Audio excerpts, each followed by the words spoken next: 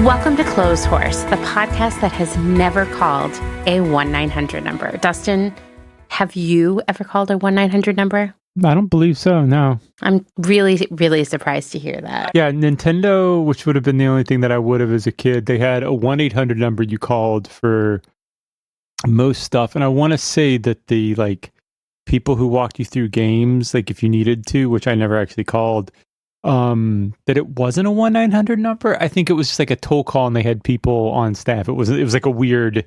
Oh, interesting. I could be wrong and there was a 1-900 number, but I don't remember.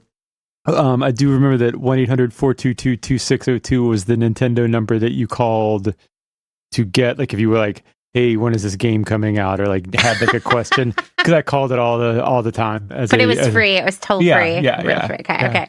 Well, I'm your host, Amanda, and this is episode 156. And as you've noticed, today I'm once again joined by my other half, Mr. Dustin Travis White. Dustin, say hello to everyone. Hello to everyone. And we're going to be continuing our journey into the history of infomercials, which, by the way, every time I've typed that word as we've been working on this series, it's like a typo. I can't stop making it. My hand types Infomercials. And I always have to, I don't know. Anyway, Google Docs lights up and I have to go back and fix it. Infomercials. If you haven't listened to part 1 yet, go back and give that a listen first, because we cover a lot of the backstory in that part. But here's kind of where we left off at the end of the last episode. So by 1992, every think piece writer that existed was riled up enough about the influx of infomercials on the airwaves to write a few essays about it. There is no shortage of essays, mostly filled with outrage, about infomercials in 1992. And what seemed to push them over the edge and get them to fire up their word processors was ABC's test of a new 30-minute infomercial adjacent program called Nightcap, and that was NITE, obviously, right? And it was hosted by Robin Leach and Ray Chong. Based on what we were able to find on the internet, and those 2 IMDb reviews, it seems like it was on the air for about 12 weeks. But it's safe to say that by 1992, infomercials were a big business. They generated more than $750 million in product sales in 1991 alone.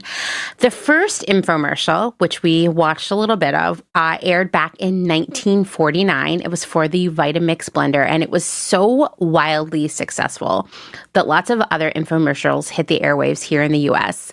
But they were so scammy that by the mid-50s, the FCC, that's the Federal Communications Commission, had to step in to limit the amount of advertising that could appear during an hour of television, effectively eliminating infomercials for a really long time.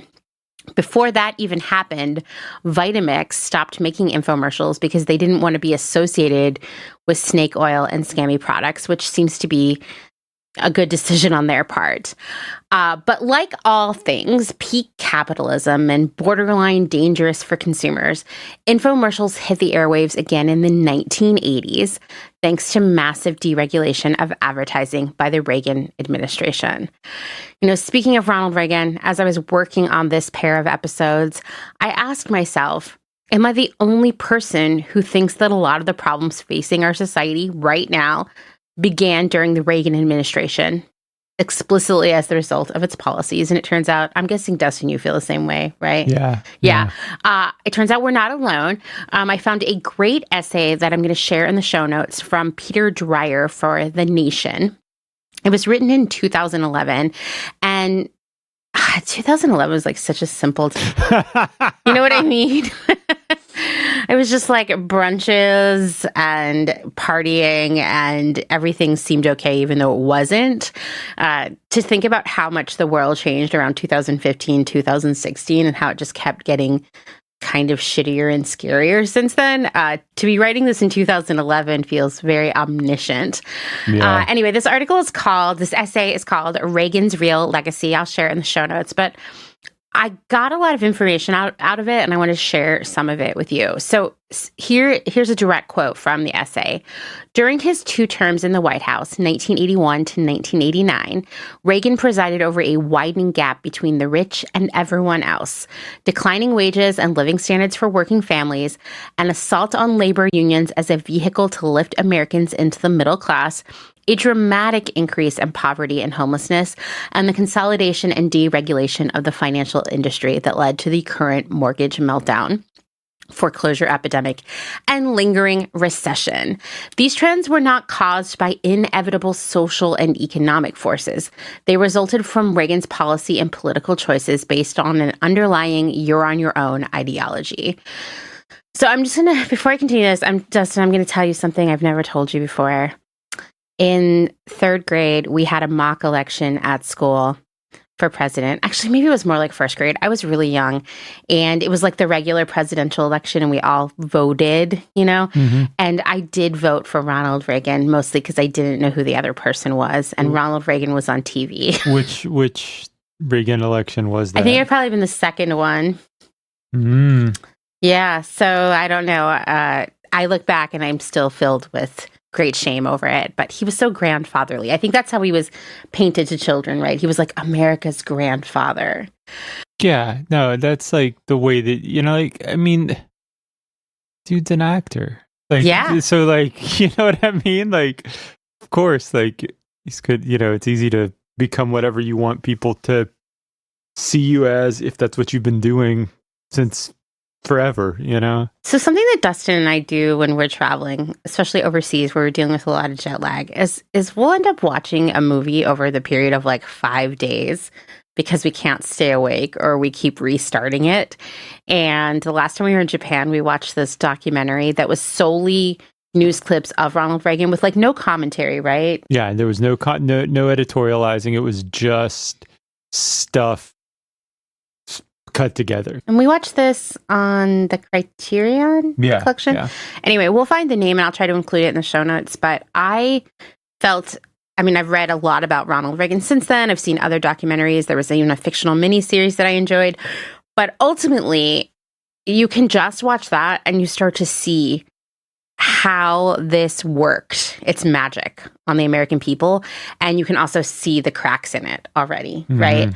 So Reagan's big thing, he had a lot of big things, but the biggest one was smaller government, ostensibly because he felt that government was holding back business and preventing people from being truly prosperous and free. And there was another Reagan miniseries that you and I watched back when we lived in Bird in Hand. I think it was on Showtime. It was a documentary. It wasn't fictional. And what was interesting is it starts with Reagan's very early days.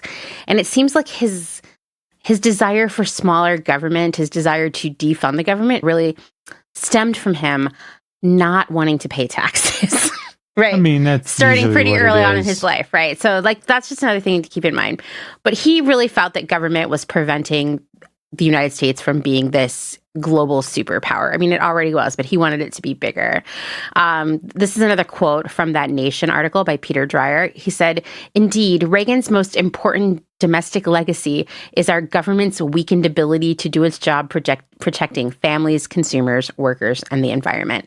And there's a lot of stuff that Reagan did on his watch that we're still dealing with now, and I can't list all of it because then this would just be an episode about Ronald Reagan, which is something I would consider doing down the road possibly. But among other things, he basically ignored the environmental impact of big business. This was the era of like polluted rivers and acid rain filling the news, the beginnings of the stories about the depletion of the ozone layer. His hands-off approach to regulating Wall Street and financial institutions really set up the subprime mortgage crisis and the recession of 2008. It made sure anyone who wasn't white couldn't get a good mortgage deal in the first place. He campaigned against these so-called welfare queens with the intent of dismantling the social safety net and just generally shaming anybody who relied on it. As a person myself who has been on government assistance, I've had Medicaid, I have received welfare, I've received food stamps. This was a long time ago, when Dylan's father passed away and I was a single parent. I can tell you, people treated me like garbage. And I was just like, I'm sorry, I have no other resources and no one will hire me. because I have a kid. They're not saying that, but that's really why they won't give me a job. I could go on about that all day too. He also froze the minimum wage at $3.55 an hour while the cost of living continued to increase. So basically what happened, which is what is similarly happening right now, is people are falling further and further behind because they can't keep up with increasing rent and food prices and everything else. The number of people living beneath the federal poverty line rose from 26.1 million in 1979 to 32.7 million in 1988. So for all of this, Reagan really grew the economy hype that you would hear, it seems like he actually made it worse for a lot of people. He also tried to dismantle public housing and housing assistance. This, according to The Nation, in his first year in office, Reagan cut the budget for public housing and Section 8 rent subsidies in half. The country immediately saw a steep increase in unhoused people, many of whom were Vietnam veterans, individuals with mental illness, and families with children. And I do remember, this is from my debate team years in high school, that one of Reagan's biggest legacies when he was governor of California is the deinstitutionalization of the mentally ill of the state, which just led these people to be generally unhoused or scooped up by the criminal justice system. Definitely untreated, for sure. He sent cities into financial peril, really declining the quality of life for those living in the cities. According to The Nation, Reagan eliminated general revenue sharing to cities, cut funding for public service jobs and job training, almost dismantled federally funded legal services for the poor, cut the anti-poverty community development block grant program, and reduced funds for public transit. In 1980, federal dollars accounted for 22% of big city budgets. By the end of Reagan's second term, federal aid was only 6%. This money that was no longer there had been used to fund schools, libraries, fire departments, hospitals, and sanitation, among other things. Many of these types of places had to either close or make massive cutbacks in service. So basically, in other words, living in the city got a lot harder. And we can't forget that he threw out most of the regulations around advertising to children and to the American people as a whole. Wow. I mean... And he got a library named after him. I guess they all do, but still. I mean, everything bad, it's bizarre the amount that you can just pull back to that. And to be fair, there was a bunch of architects for all of this that were wanting all this to happen through the 70s. And when Reagan came in, they had like a person that they were like, okay, cool. This is our guy. We got this now. And so there's a lot of that happens. And but it's funny because, if in the time period that, as I grew up, if you were listening to punk records at all, Reagan is one of the people that are presented as the greatest enemies in the world. Yeah. And so I just grew up assuming that. And then as I started to fact check that, as an adult, it's I think they may have grossly underestimated or understated this, despite the fact that, every song was about how much they hated Reagan. It still does not seem enough. Because it's mind-boggling. Well, I mean, and to be fair, it was 8 years pretty much unchecked of an administration. So it's... I mean, as I was digging into this, like I said, we could talk about this for hours because there were many other scandals and sketchy things going on. We can't forget Iran-Contra. There was even a scam where he was making sure that his buddies were getting all the big housing and urban development contracts. I mean, there's so much stuff. It's interesting because I still hear people thinking oh, Reagan was the last good president. Reagan was the last good time in the United States. And I would just question the last good time for whom? Yeah. So anyway, this is not a Ronald Reagan podcast, though it could become very easily. But actually, we're just talking now. We're going to transition into how basically Reagan's administration completely throwing out regulations around advertising paved the way for infomercials to return in a bigger and more profitable way. As a reminder, which we talked about in the last episode, television stations sort of begrudgingly aired infomercials in the late night, early morning hours, as well as on the weekend afternoons, because Not only did they not have to spend money to create or use content to fill those spots, they also got paid to air infomercials. So it was an easy, albeit, embarrassing source of revenue in the midst of a sluggish economy because, the economy coming out of the Reagan administration and into George Bush #1 was not great. So lots of money was made from infomercials in the 90s, and it continues to be made even in 2023, though it's a little bit different. And today we're going to talk about some of the most iconic infomercials of the 90s and the people and businesses behind them. We'll also talk about some of the biggest infomercial products of this century because they're still going strong. We won't be able to touch on every single one because there are just so many, but maybe Dustin and I can do a follow-up in the future. Infomercials, no matter what they were selling, always leaned on the same recipe. And I want you to keep these in mind as we move through this episode because we're going to come back to this a few times. One was this mix of a talk show format, usually, but not always with a studio audience, right? So many of them looked like regular daytime television. Not all of them, but most. There would always be a sprinkling of call-in or video testimonials from real people. And I'm saying that with heavy air quotes because as a child, I believe they were real people. Now I'm a little skeptical. There was always this act now call to action, which we also call the CTA in the biz, which usually promised a special price or a free gift for a limited time only. Act now, call within the next 10 minutes or the ship will have sailed, although probably you could have called 10 hours later and still gotten the same deal. Yeah, and who's checking that clock? Exactly. And I'm sure all that goes back to like the original like Vitamix style of it, where it was like actually being aired in real time, being made then. So like 10 minutes was 10 minutes, but like when it's on 5 different stations in 20 different cities around the clock, like what's 10 minutes? Right. And you have to think about like people love shopping. People use shopping as entertainment. Television is entertainment. And when you combine the two together, it is kind of a winning recipe. Especially, it's hard for me to remember these times, but it was a time when we didn't have internet, right? Yeah. So your options for having fun at home were a little bit more limited, and your options for shopping were a little bit more limited. So when we think of infomercials, we tend to think of stuff, right? Food dehydrators, cleaning implements, a whole litany of supplements and miracle pills. In fact, anytime I see a current contemporary infomercial, which only happens when we are in our RV and we're trying to get local stuff with the antenna, it is always some sort of weird pill or supplement or thing for arthritis. Well, anything now is just aimed at older people because that's who's watching broadcast TV. Other than like something that's like super hot airing that moment or something like like not a game show, but like The Masked Singer. Yeah, exactly. Something like that is what I was thinking of. Yeah, totally.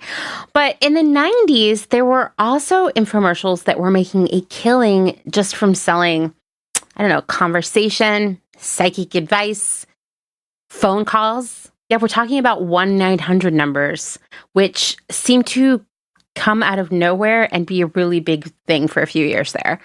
For those of you who may have forgotten about 1-900 numbers because maybe you were too afraid that even thinking about them would run up your phone bill and then your mom would be mad, or maybe you were just lucky enough to not live in the era of 1-900 numbers. They were numbers that you dialed from your touch tone phone, yes, from a landline, and you were charged a higher rate per minute than normal local or long distance calls. Also, long distance calls. Remember that? Yeah, I do. It's so wild. Man, the phone company was making so much money. I know. It's, though, you don't really hear like big phone really like complain. No.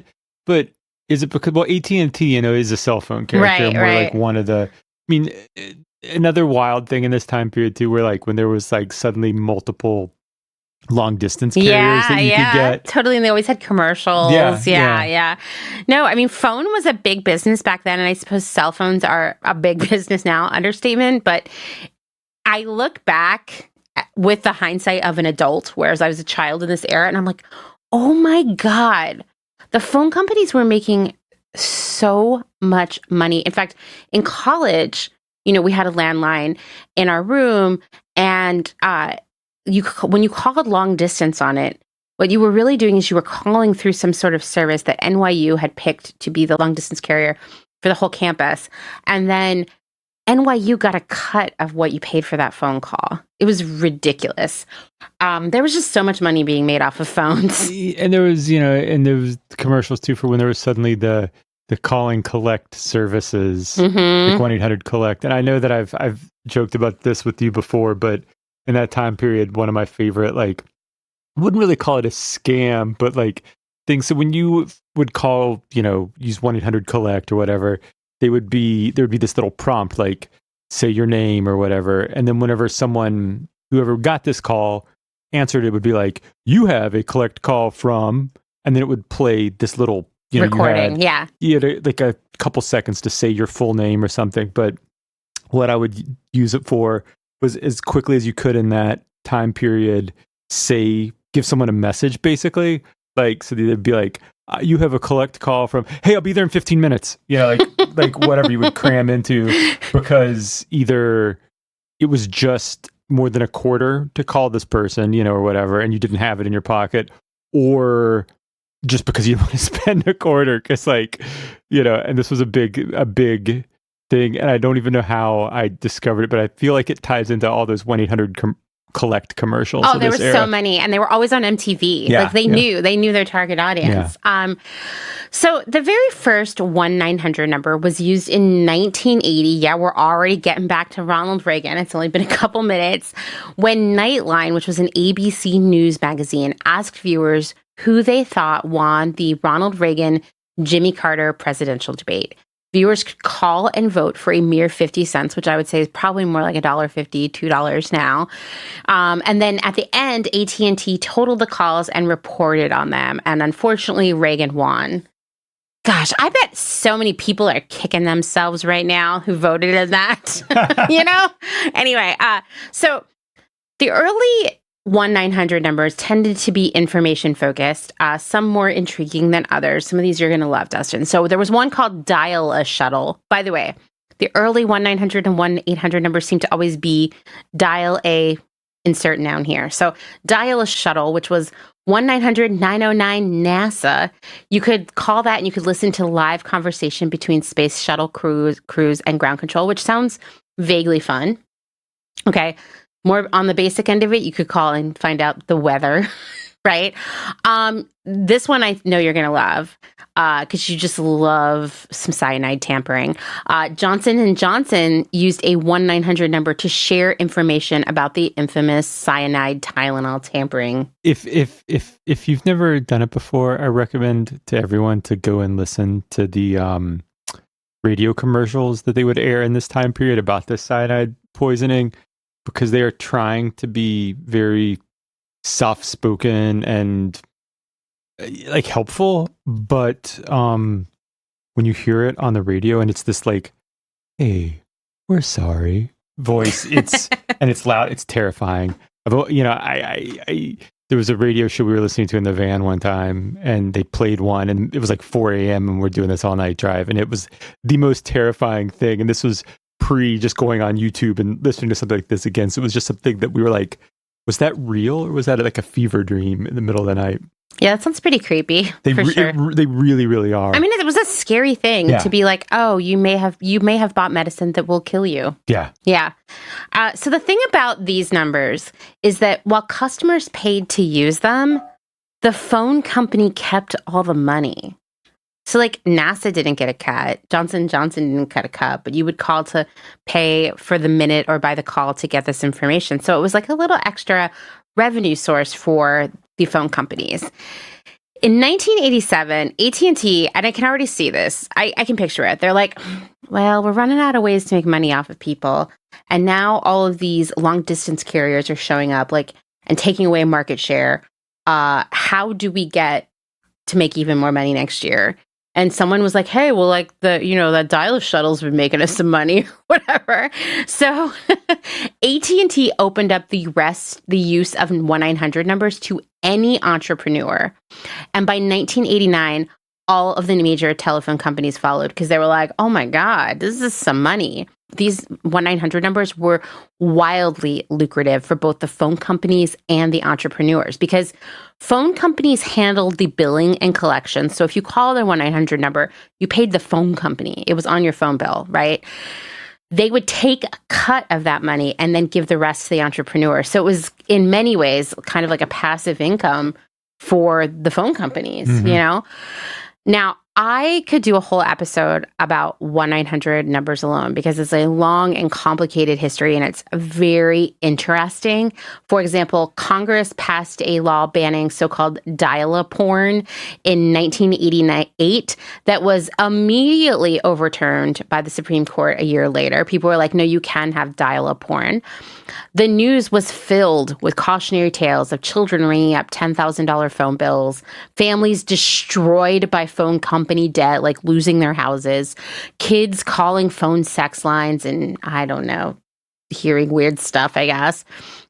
And there were just so many of these numbers for things as innocent as crossword puzzle help or video game tips to more sinister or at least more adult things like dating and phone sex. And a lot of celebrities made money off of the 1-900 era. For example, Corey Haim and Corey Feldman's fan hotline, which I thought, you know what, we should watch this. So I'm going. Doesn't even, in the sort of not, yeah. The Simpsons. I know what you're going to talk about. Yeah. Yes, when even Lisa Simpson got caught up in, and it was Corey in that too, right? It was, yeah, but it was like an amalgam of both of them into just one guy called Corey that was like, yeah. Yeah, so let's take a look. I haven't seen this Corey hotline commercial in a really, really long time. So let's take a listen. Guess what? Corey Haim and Corey Feldman are giving out their personal numbers. If you call 1-900-909-3700, you can listen to their private phone messages and get their personal number where you can leave them a message of your own. $2 the first minute, 45 cents each additional minute. Ask your parents before you call. 1-900-909-3700. If you call me right now, I'll give you my private number. You call that number and you'll hear a recording, and I'll give you my personal number if you call that. And we'll wrap. Okay, well, just if you call, then I'll give you my personal number and we'll wrap. Do you really think you were going to get Corey Haim's personal phone number if you called? Yeah, I do. And then you would wrap? Yeah, you would. Who would you rather talk to, Corey Feldman or Corey Haim? Corey Feldman, right? I would have picked Corey Haim. I had a huge poster of him in my bedroom. Wait, which one's which? Corey Feldman is the darker one, I would say. Like, he's got a darker persona, and Corey Haim looks younger, and is sort of like the sweet one. Right, yeah. Anyway, gosh, if any of you have called that hotline, please report back. We want to know. Paula Abdul had a hotline where you would call, and she would supposedly have news for you. This is not a real person, but a celebrity nonetheless, He-Man. This one was directed towards children, although I would say so were the other ones we talked about. And that one eventually, got pulled because parents were getting crazy He-Man phone bills.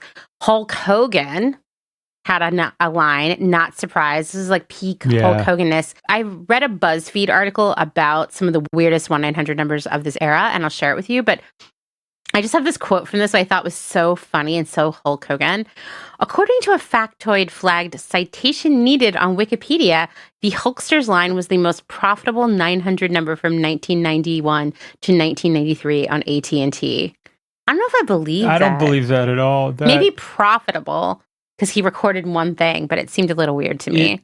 Yeah, I mean, that's not even like peak Hulkamaniac. That's like after he's kind of like, no, that doesn't add up. Does not add up. Citation is definitely needed for that. Yeah. New Kids on the Block had a hotline. I remember seeing these commercials. Freddy Krueger, also a fictional person, had a hotline too. And I do remember seeing this commercial and thinking it was scary. For some reason, the guy who played Grandpa Munster on the Munsters had a hotline. There were lots of other WWF stars and gorgeous ladies of wrestling with their own 1-900 number. Here's one you would have wanted to call, Dustin. Kiss. I mean, that just makes sense. What any way, shape, or form that there is $1 to be made, Kiss will. It's true. They make caskets. Yeah, there you go. Warrant had a line. Okay, yeah. Santa.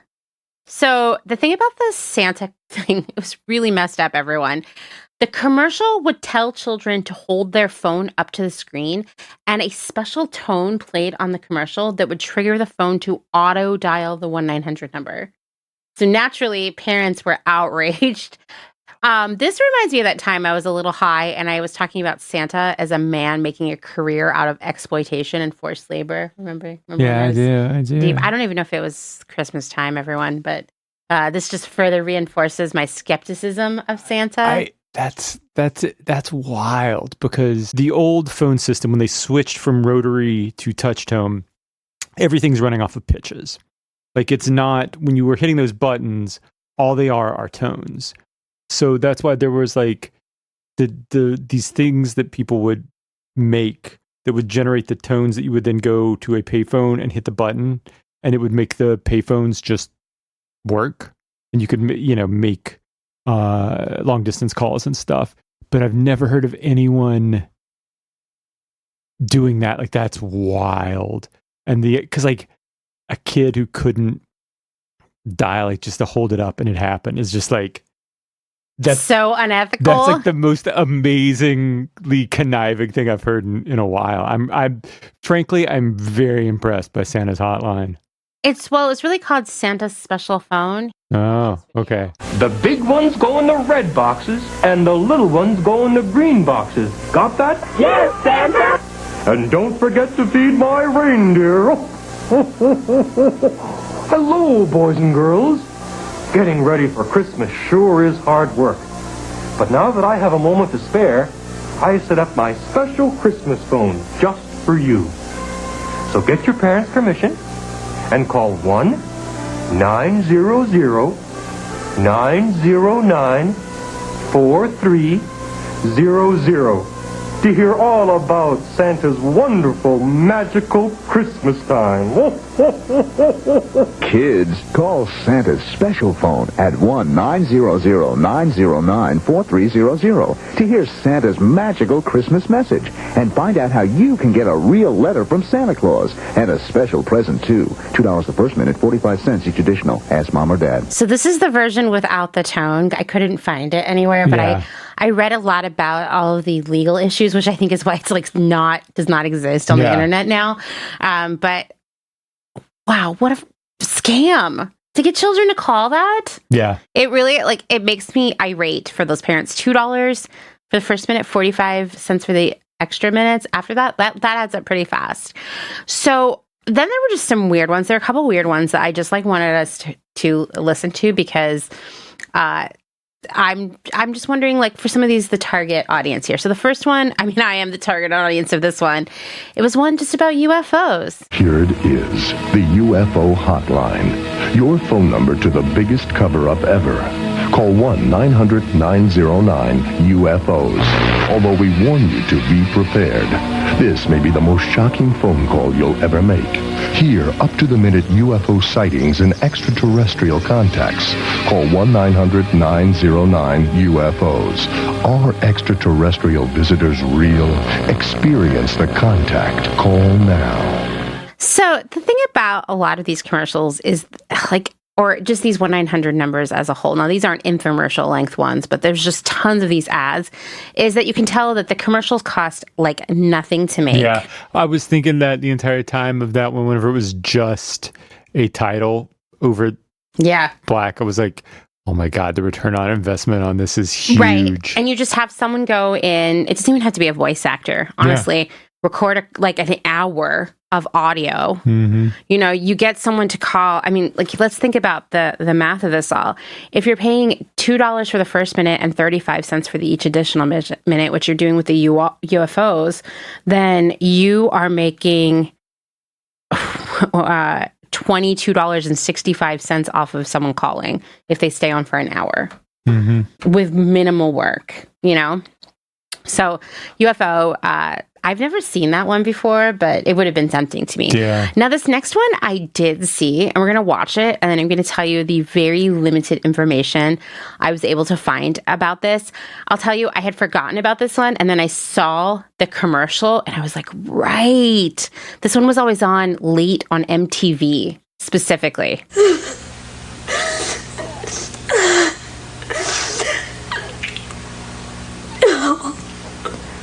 What makes people all over America break down and cry like this?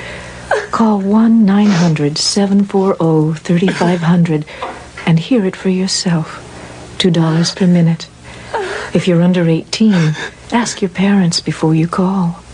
1-900-740-3500. So I'll just tell you all, I'm going to share the links for you to watch all of these in the show notes. This is definitely one you should watch just for the crying faces alone. They are wild. I think they hired actors for this. This is like an art installation. Right? Do you remember this one? Possibly very vaguely. I remember it, and of course, I had no interest in calling it, but I wondered to myself, as we were working on this episode, what was the crying hotline? Like, what did you get when you called? And all I could find was a story of someone saying, I called it with my friends in junior high. It was just really sad stories. And when we called, we got a guy, it was a recording of a guy telling a story about his girlfriend dying in a motorcycle accident. And we all laughed because it was cheesy, and we hung up. I mean, that makes sense. It's like that like Radiohead video where everybody's just like laying in the street. Do you think that was just a direct result of the crying hotline? I think it was. You know, what I love about the company that put out the crying hotline, I want to say they're called like Creative Communications or something, is that they said, hey, this is an esoteric idea, but we're going to fund it. Because... I mean, I can't imagine that it cost that much. And I have a feeling that enough people were just like, what the hell is this? I got to find out to call it. Like, you know, it's purely a, like, what is at the other end of this tunnel situation? It totally is. And in a pre-internet era, 1-900 numbers were a source of entertainment. Like, people called them because they were bored, right? Sometimes maybe it was a source of information, definitely a little bit of socialization. And of course, for many, it was a source of sexual contact or just sexiness in general. Don't just think about a fantasy tonight. Pick up the phone and call the Fantasy Girls. We never let you down. You'll always get a different girl and fantasy every time you call. Hot, hot fantasy in the privacy of your own home. Totally private and strictly confidential. Let us make your dream come true tonight. Call a fantasy girl in your area now. Just $10 a call for adults only. Okay, so the number for that one was 1-900-GO-TO-BED. Yeah. Which I love. That was great. That one was just $10. I wonder how long you got to be on the phone. There had to be a catch. There's a catch. Yeah, there's definitely a catch. So, you know, those were, I feel like, the most prevalent, like when you were up late, obviously. And whenever I first moved to Columbus, I had a lot of friends who worked answering calls of that ilk. It was like there was a hub or something. So it felt like suddenly so many friends worked for this one in particular. And it was a really weird thing to discover, like suddenly, like that all these people that I knew, that was their like, you know, work from home gig in the you know, early aughts, late 90s. Well, 1-900 numbers were a huge business, generating about $60 million in 1988 and growing to $1 billion in 1991. They peaked in 1993, coming in at $3 billion, all parsed out by the minute. These were definitely fueled by some of the heavy hitters of the 1-900 infomercials. One of those people was Jessica Hahn. Dustin, do you know who Jessica Hahn is? Yeah. Okay. For those of you who don't know, she was thrust into fame in the 1980s when she was sexually assaulted by televangelist Jim Baker, leader of the PTL. It was a massive scandal. It turned out that wasn't even the most, well, it should have been the most scandalous thing, but it was sort of the tip of the iceberg because it also turned out he'd been engaging in a lot of fraud and financial crimes and other stuff. like the whole church was dismantled, basically. He went to prison. This is Jim Bakker, the lesser-known husband of icon Tammy Faye Bakker. Because the media and our world as a whole still doesn't know how to treat sexual assault victims or to treat women as a whole, they don't understand the care and respect that should be there. She was tabloid fodder for years and years and years. I even found shitty articles about her written in this century where they were just like painting her as like attention-seeking trollop or something. It was horrible. Her first 1-900 number, yes, that's right, she had more than one, was called Jessica Hahn Tells All, in which callers could pay by the minute to hear the truth about what really happened with Jim Bakker. I would suspect it was not 100% the full truth, because the full truth, which involved drugging and sexual assault, probably wasn't something people really were open to hearing at that point.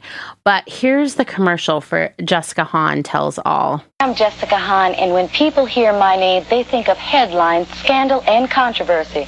But very few people know my side of the story, and almost no one knows how I really feel.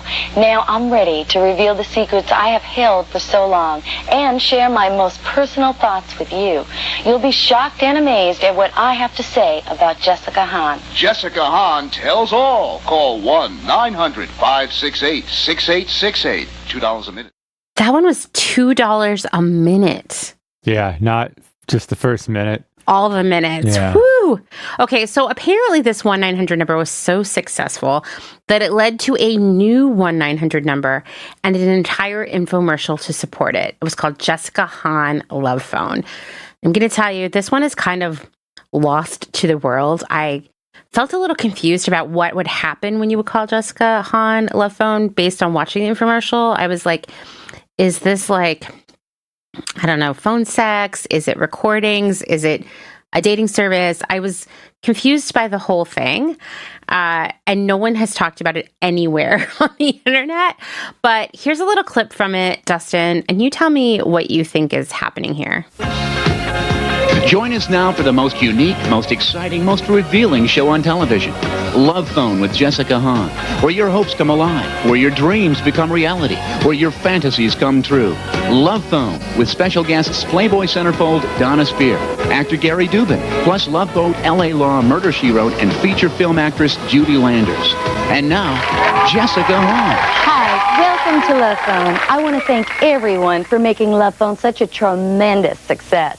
From New York to L.A., Chicago to Dallas to Miami, millions of people tuned in to pick up their phones and connect with sincere singles for love and romance on Love Phone. Now, we're going to take a look at dreams, dream dates, and fantasies. That's right. You'll hear revealing secrets and fantasies from people just like you. Plus, you'll actually be able to pick up your phone and reach out to girls and guys who want to share their special fantasy with you. And in a little while, you'll even get to hear my fantasy. But first, listen to this. Love Phone invites you to dial the number on your screen to hear real romance fantasies from our special TV guests. Plus, you'll be able to share your fantasy too. So pick up your phone and call. It's easy and it's so much fun. The charge for the call is just $2 a minute. And when you connect with our special guests, you can even find a way to make your dreams and fantasies come true together. Because Love Phone brings people together for fantasy, fun, phone talk, and dating, whether you're looking for a phone friend or a lifelong romance. Love Phone is here for you. So, are we ready?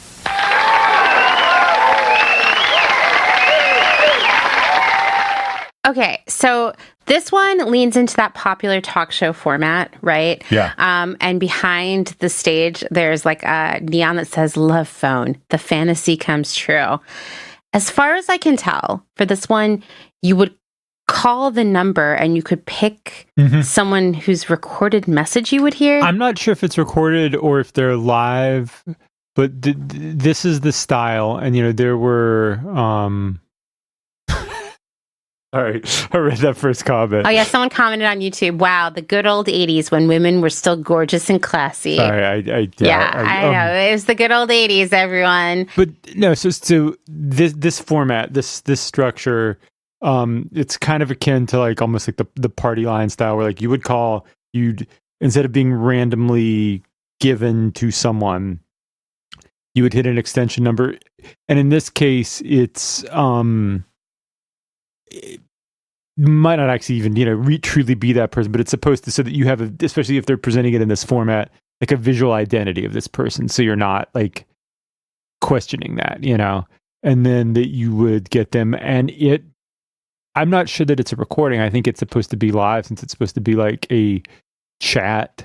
Yeah, it was really interesting. So like, I watched almost a full 30-minute episode of this infomercial, and it consists of a lot of different things. The big hub of it all is this talk show format with like a live studio audience, and their guests who come up on stage and talk about what romance is to them, their romantic fantasies. But then there are also clips of so-called real people, all women, out on the beach and in other places talking about their romantic fantasies. And then ostensibly, like, if you see someone on here, you can call and you'll get to talk to them. I'm sure that's the scam of it all. But 30 minutes of this, and guests would get up and be like, tell me about like the best date you've had, or what are you looking for in a man? And this was definitely marketed towards men, because I didn't see any men sharing romantic stories. There was a man in one, yeah, in that bit, and again, that honestly surprised me to see. I would not be surprised if this was just like an existing thing, and they were like, "Okay, let's put Jessica Hahn on it." Yeah, I think so like, too. Let's get a spokesperson like that, because then people will pay attention. Yeah, like you wouldn't be talking about this now if that wasn't Jessica Hahn. Like I said, coverage of Love Phone has all but disappeared from the internet, so I don't have much info here, but it was very heavily aired in the early 90s. Like, it was in popular rotation in like 91, 92. This is one that would become an obvious first casualty of the internet, because, spoiler, the internet is a big reason that 1-900 numbers aren't around anymore. Because you could get all the sexy stories or chat with potential romantic partners on the internet, right? You wouldn't need to call and pay by the minute to talk to someone. Let's take a moment to thank some of the incredible small businesses who keep Clotheshorse going via their generous Patreon support. Selena Sanders, a social impact brand that specializes in upcycled clothing using only reclaimed, vintage, or thrifted materials, from tea towels, linens, blankets, and quilts.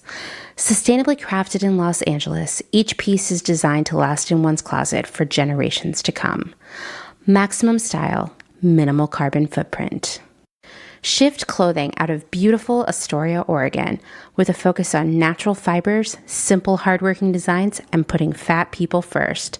Discover more at shiftwheeler.com. Late to the Party, creating one-of-a-kind statement clothing from vintage, salvaged, and thrifted textiles.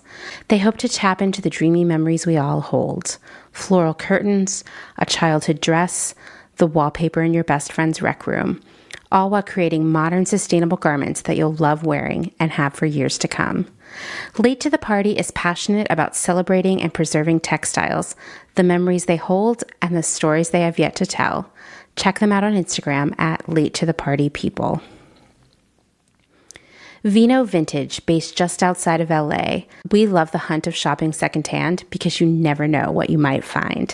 Catch us at flea markets around Southern California by following us on Instagram at vino.vintage so you don't miss our next event. Gabriella Antonis is a visual artist and an ethical trade fashion designer. But Gabriella is also a radical feminist micro-business. She's the one-woman band trying to help you understand why slow fashion is what the earth needs.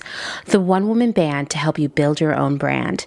She can take your fashion line from just a concept and do your sketches, pattern making, grading, sourcing, cutting, and sewing. The second option is for those who aren't trying to start a business and who just want ethical garments. Gabriella Antonis will create custom made-to-measure garments just for you. Her goal is to help one person of any size at a time, including beyond size 40. To inquire about this serendipitous intersectional offering of either concept, DM her on Instagram to book a consultation. Please follow her on Instagram and Twitter at Gabriella Antonis. And that's Gabriella with one L. Gotta get that spelling right. Dylan Page is an online clothing and lifestyle brand based out of St. Louis, Missouri. Our products are chosen with intention for the conscious community. Everything we carry is animal-friendly, ethically made, sustainably sourced, and cruelty-free. Dylan Page is for those who never stop questioning where something comes from. We know that personal experience dictates what's sustainable for you, and we are here to help guide and support you to make choices that fit your needs. Check us out at dylanpage.com and find us on Instagram at dylanpagelife&style. Salt Hats, purveyors of truly sustainable hats, hand-blocked, sewn, and embellished in Detroit, Michigan. Find us on Instagram at Salt Hats. Gentle Vibes Vintage.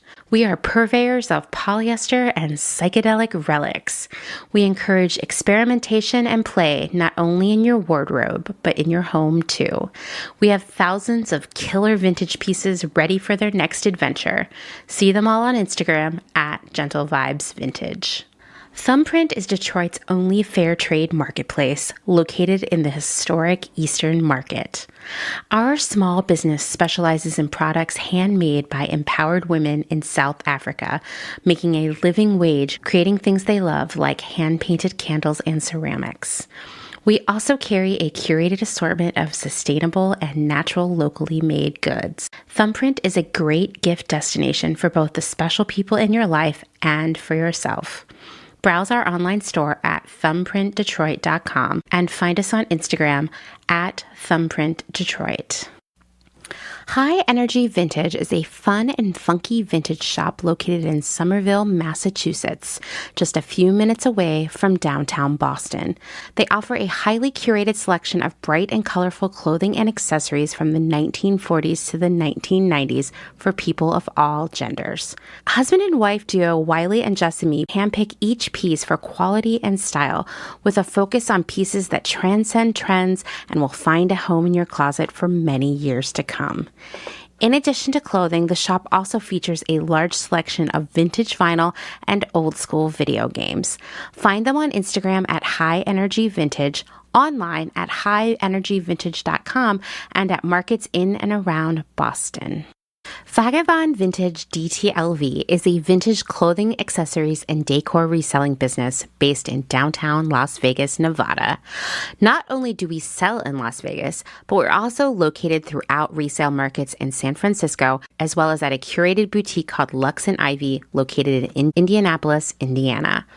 Jessica, the founder and owner of Vagabond Vintage DTLV, recently opened the first IRL location located in the Arts District of downtown Las Vegas on August 5th. The shop has a strong emphasis on 60s and 70s garments, single-stitch tees, and dreamy loungewear. Follow them on Instagram at Vagabond Vintage DTLV and keep an eye out for their website coming fall of 2022.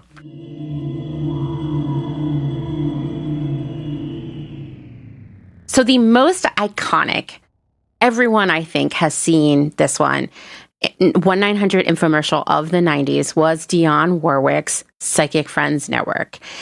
In fact, it was the most frequently broadcasted infomercial in the early 90s. And the number and the infomercial were run by a company called Infomation, but it was INPHO, Infomation. Wow. They created other 1-900 numbers with corresponding infomercials, like spoiler or just something we're going to be talking about time and time again here. And we even touched on it, I think, already with the 1-900 numbers, is that all of these infomercials were run basically by just a small group of businesses who would take an idea and just keep iterating on it, right? And the 1-900 numbers were a great example of it because they were pretty low overhead. And you could just churn out these, just churn out a commercial for a small amount of money, play it over and over again, and constantly be seeing revenue rolling in. I always go down some really deep rabbit holes to find information for Clotheshorse. And I stumbled across this 1998 Slate article called What Psychic Friends Failed to Foresee, which was essentially about how and why Infomation filed for bankruptcy in 1998. Now, I was actually surprised that they hung on for that long because the fact that they would declare bankruptcy in the late 90s was not shocking to me. It was the same reasons that all the 1-900 numbers eventually went away. The internet, lack of changing with the times, mismanagement. A lot of these 1-800 numbers specifically got into a lot of legal issues all the time. I mean, like, look, He-Man, Santa, no one is safe, right? There was a lot of fraud and mismanagement of funds and on, just like I said, we could do a whole series about 1-900 numbers alone because there's so much to tell you there. But I did find some interesting facts about the Psychic Friends Network. So between 1993 and 1994, the infomercial aired more than 12,000 times. Just want to remind you all that there are 365 days in a year, and in 2 years, there are only 730. So this show was airing many times every day. At one point, Infomation was shelling out $500,000 a week to buy airtime on cable stations.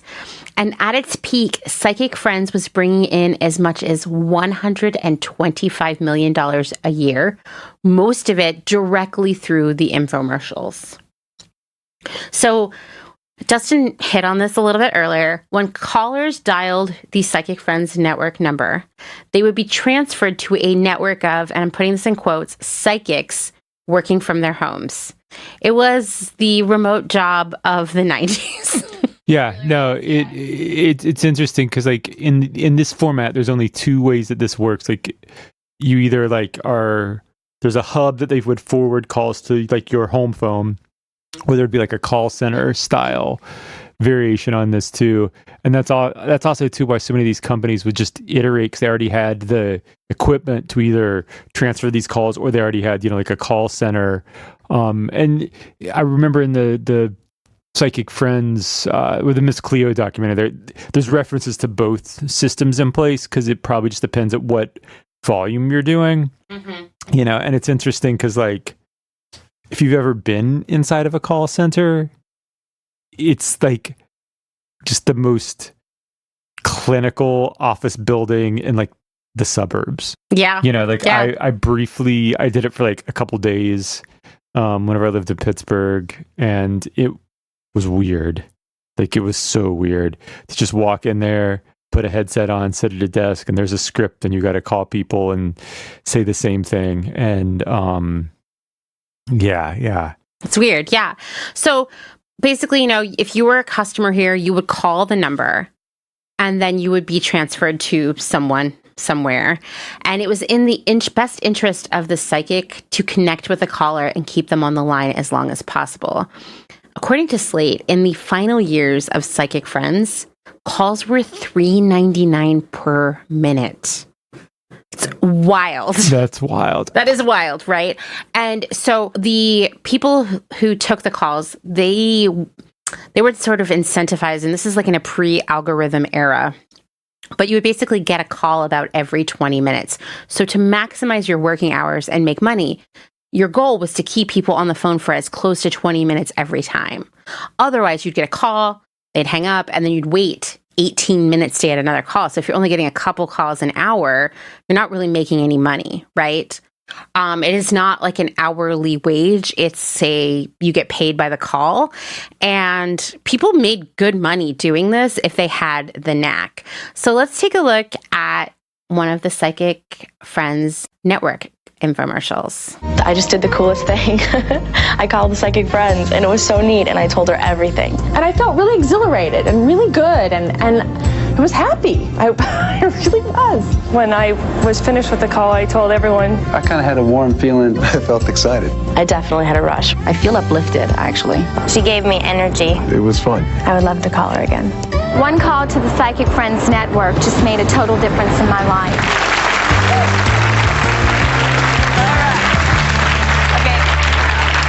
Everybody in the audience that would like to have some psychic advice from our resident master psychic, raise your hand. Okay, so the format of Psychic Friends Network infomercial was the same as all the other ones. It would start with like, here's some testimonials from real people. My favorite part of this particular clip that we just watched is that there's a woman on a cruise ship. If you look, most of those clips are like around, they're in the zone around a cruise ship. Like the guy was talking what seemed like a stairwell near You're one. right. The other woman was facing like a harbor. Like it's like, why?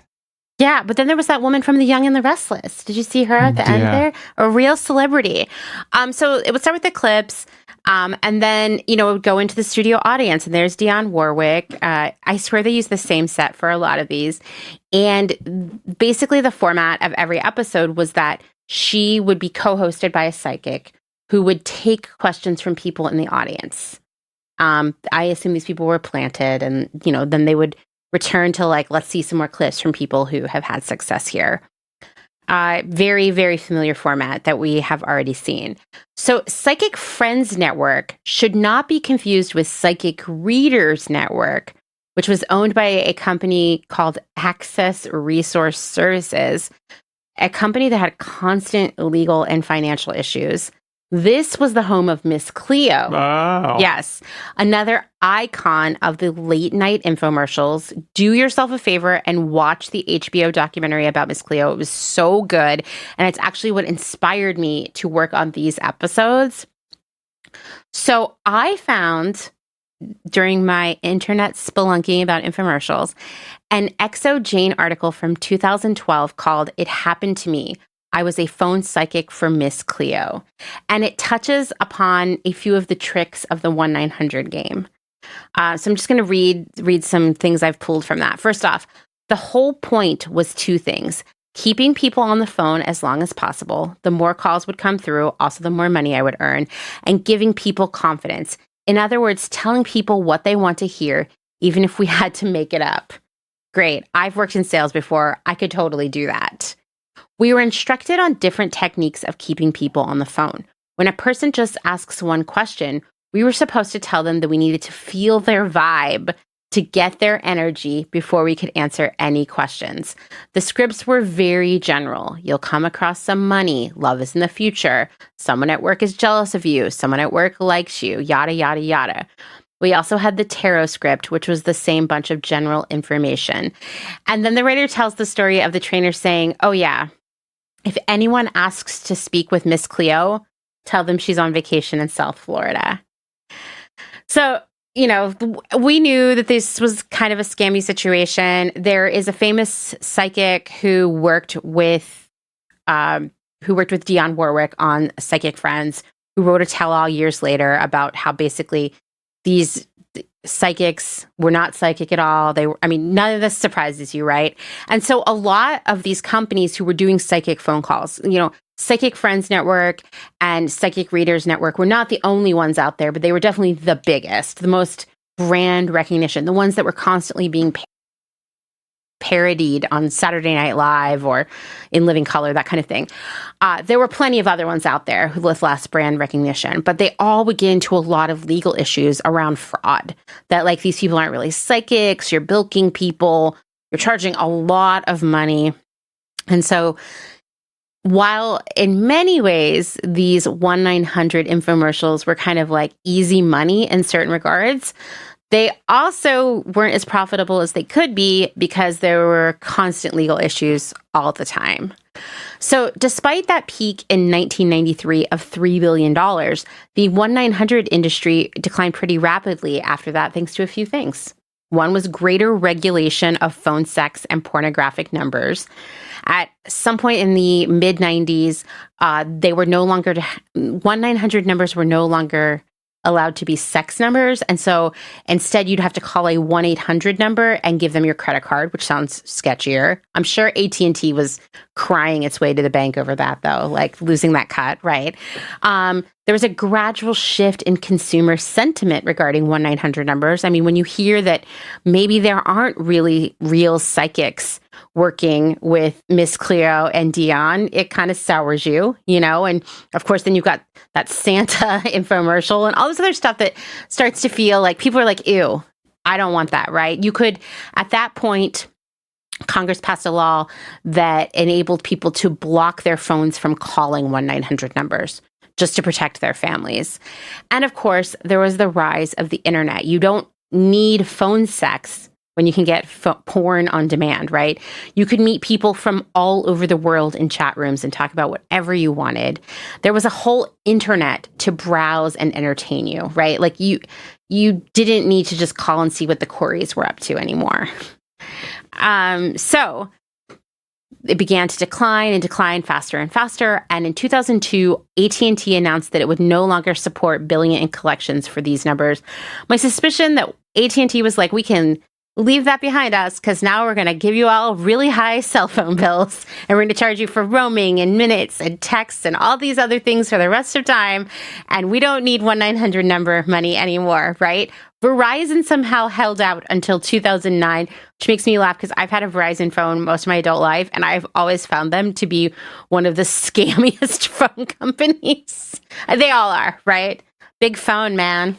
It's a problem. So let's shift our direction here to talk about some of the iconic products and sellers of the golden era of infomercials. So we talked about this guy, the man, the myth, the legend, in the last episode, Ron Popiel. He was the guy of infomercials, and in case you missed it, there's also a Weird Al song about him, which I love. So Ron Popiel allegedly invented the phrase, but wait, there's more. I believe it.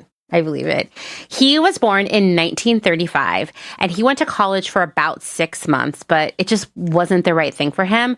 So instead, he started focusing on inventions, and that's where his passion was. His father, Samuel Popiel, was also an inventor and salesman, so they worked together. In 1963, Samuel invented the Veg-O-Matic food processor. You know, it slices, it dices. That's where that came from. Next, he invented the Chop-O-Matic, which was another food processor. And the incredible efficiency of the Chop-O-Matic was essentially the reason Ron got into television. Because the issue with the Chop-O-Matic was that it processed vegetables and fruits so fast and so easily that it was impossible for a salesman to carry all of the produce needed to demonstrate it all day long at each fair and expo. And it was costing so much money in produce. Yeah. So instead, the company filmed Ron demonstrating the Chop-O-Matic with the intention of showing this video rather than demonstrating IRL. People loved it. He was a real born salesman, which we can all agree. And it was so successful that the company began to air it as a commercial on television. And Chop-O-Matic, I want to say it was $3.98. They sold millions of them. In 1964, Ron started his own company, Ronco. Very clever. And, for a while there, he and his father's business were essentially competing in the kitchen gadget landscape. I know. Over the decades, he invented a lot of stuff. This is not even an exhaustive list, but I'm going to mention some of them here. One was the Dial-O-Matic, which was a successor to the Veg-O-Matic, very similar to a mandolin slicer, which we have one, and every time I use it, I cut my hand, so maybe I need a Dial-O-Matic. The gimmick here was slice a tomato so thin it only has one side. When chopping onions with this machine, the only tears you will shed will be tears of joy. Wow. This is quality writing. Yeah. Mr. Microphone, another invention. Yeah, I knew you would like that one. It was a short-range handheld radio transmitter that would broadcast over an FM radio. Did you have one of these? No, I did not, but they were really cool. They were really cool. Something called the Inside the Shell Egg Scrambler, which actually won some awards. Basically scrambled up the egg before you even broke it.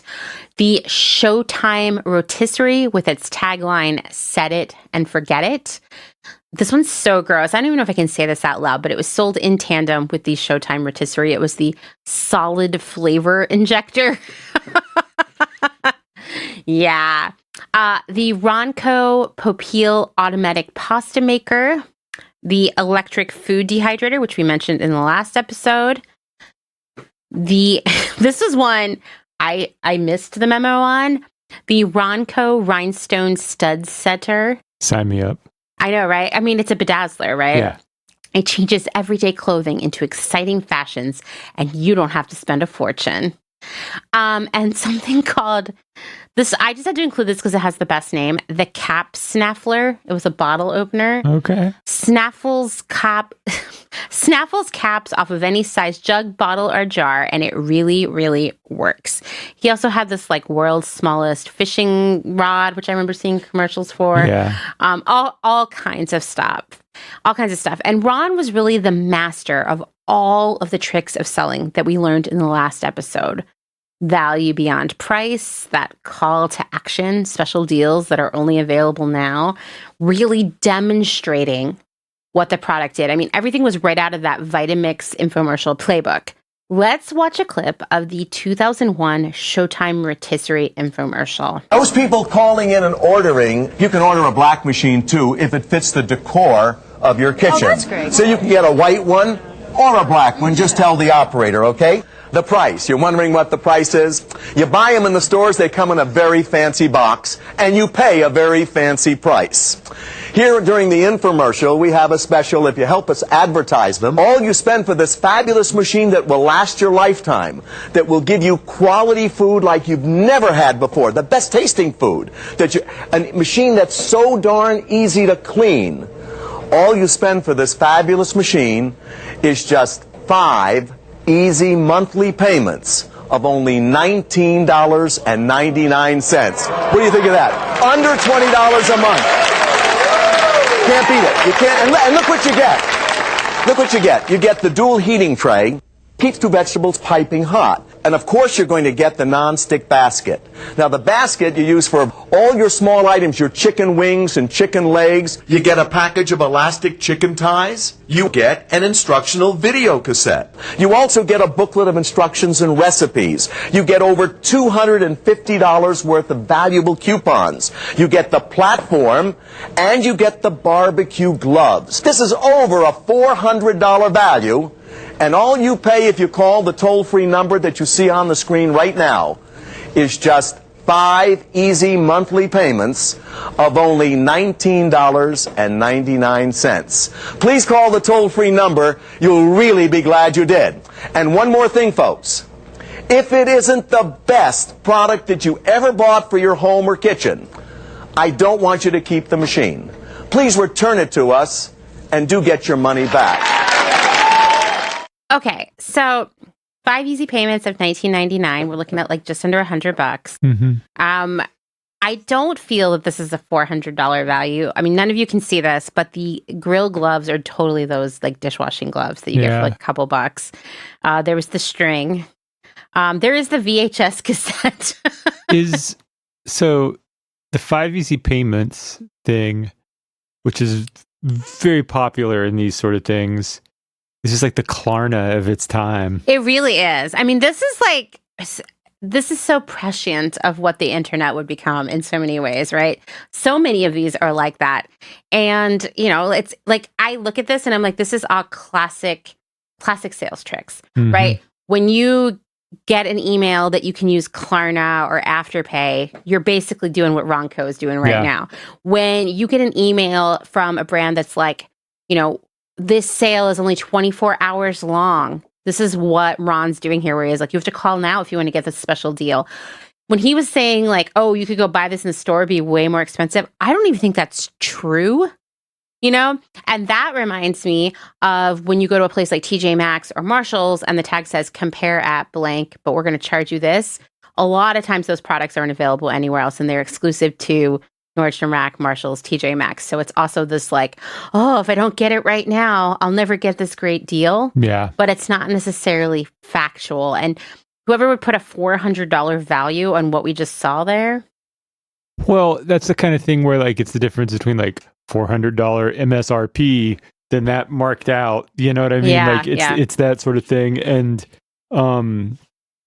so what I want is I want either like a Ron Popiel bio series that's like real dark about this. I would also settle for one that is like, I'm a big fan of all of the like the food that made America, the that whole franchise. He is every night. I want one though that's like kind of like that, but it's just Ron. And I'm willing to bet that there's lots of weird behind the scenes, like the other guy on the team invents it and doesn't get credit for it. You kind think of things. so? I think that there's going to be an element of that because, like, in all these things, like at this point, that's from his empire is too big for. He's not just a dude in his garage making, like, you know what I mean? Like, how does he have time to like do the R&D creation and be out there like selling like this? Like, I think that there's an element of him, you know, truly being like this invent. And again, I need to do due diligence now and look into this, but I have a feeling that this is going to be one of those things where like, oh yeah, this guy, Dave Flevel was actually the real guy that invented all the stuff after his original, stuff. And there's a team, but that's the way all that stuff goes. Like, the dude invents the initial thing and then has to get people to help him like keep it going, Right. Well, what if I told you I read a really lovely essay about Ron Popiel? And it also he tells the story of inventing the Showtime rotisserie. This essay was written by Malcolm Gladwell. I'm going to link to it in the show notes. You should all read it. But I did save one paragraph that I really wanted to read to you, Dustin. Ron Popiel is a handsome man, thick through the chest and shoulders with a leonine head and striking oversized features. He is in his mid-60s and lives in Beverly Hills, halfway up Coldwater Canyon, in a sprawling bungalow with a stand of avocado trees and a vegetable garden out back. In his habits, Popiel is, by Beverly Hills standards, old school. He carries his own bags. He has been known to eat at Denny's. He wears T-shirts and sweatpants. As often as twice a day, he can be found buying poultry or fish or meat at one of the local grocery stores, in particular Costco, which he favors because the chickens there are 99 cents a pound as opposed to $1.49 at standard supermarkets. Whatever he buys, he brings back to his kitchen, a vast room overlooking the canyon with an array of industrial appliances, a collection of 1,500 bottles of olive oil, and in the corner, an oil painting of him, his fourth wife, Robin, a former Fredericks of Hollywood model, and their baby daughter, Contessa. See, now reading just that paragraph alone, I want this Ron Popiel series, right? Do you know what's the greatest part of that? Has been known to eat at Denny's. I have been known to eat at Denny's, so I'm basically Ron Popiel. And then followed by the former Fredericks of Hollywood model, fourth wife reference. Like, that's probably the second best part. Yeah, and that their baby daughter is named Contessa. Yeah, it's great too. Yeah. Just wanted to say, for any of you who live in the Los Angeles area or flying in and out, major life hack is that there's this Denny's outside of the Burbank airport. It's walking distance, so if your flight gets delayed or you want to eat early or whatever, it's really solid Denny's, and they have gluten-free English muffins. There you go. I've been known to eat at Denny's too. Anyway, yeah, I mean, I would be curious to know more about Ron Popiel. I think there's a story there with like what happened with him and his dad since they were working together and then they weren't. I do think he is like the master of the infomercial. I mean, it's that format again. It's the live studio audience. They go around and ask people what they've cooked with their Ronco products and why they did it or what they'd like to cook.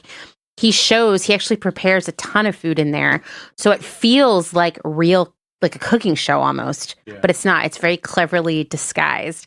And he makes you say like even just watching this clip, I was like, maybe we should get some. I like chicken wings. I also, though, anytime there's an article like that just really tries to drive home somebody being like this man of the people while at the same time talking about their Beverly Hills home, it's just like there's something about it that I'm like, who paid for this? Like, that, you know what I mean? Like, it's right.